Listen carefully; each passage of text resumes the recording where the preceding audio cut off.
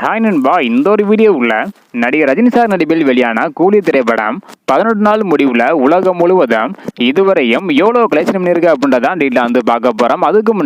இதுக்கு முன்னாடி வந்து பார்த்தீங்கன்னா எஸ்கே நடிப்பில் வரும் செப்டம்பர் 5ஆம் தேதி வெளியாக உள்ள மதராசி திரைப்படம் இதுவரையும் தமிழகம் மற்றும் கர்நாடகாவில் அட்வான்ஸ் புக்கிங் மூலம் இதுவரையும் எவ்வளோ டிக்கெட் விற்பனை இருக்குது, அதன் மூலம் எவ்வளோ கலெக்ஷன் பண்ணியிருக்கு அப்படின்றக்கான வீடியோ நம்ம சேனலில் போட்டிருக்கிறோம். பார்க்கல அப்படின்னா மறக்காம செக் பண்ணி பாருங்க.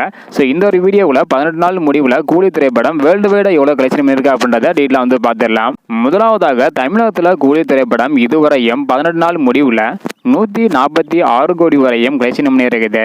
தெலுங்குல 68 கோடியே 80 லட்சம் வரையும் கலெக்ஷன் பண்ணியிருக்குது. கர்நாடகாவில் 44 கோடியே 35 லட்சம் வரையும் கலெக்ஷன் பண்ணியிருக்குது. கேரளாவில் 24 கோடியே 95 லட்சம் வரையும் கலெக்ஷன் பண்ணியிருக்குது. ஹிந்தி மற்றும் ரெஸ்ட் ஆஃப் இந்தியாவில் 48 கோடியே 25 லட்சம் வரையும் கலெக்ஷன் பண்ணியிருக்குது. ஓவர்சீஸில் 177 கோடியே 85 லட்சம் வரையும் கலெக்ஷன் பண்ணியிருக்குது. அது மட்டும் இல்லாமல் 256 கோடியே 70 லட்சம் வரையும் ஷேர் மட்டும் கிடைச்சிருக்குது.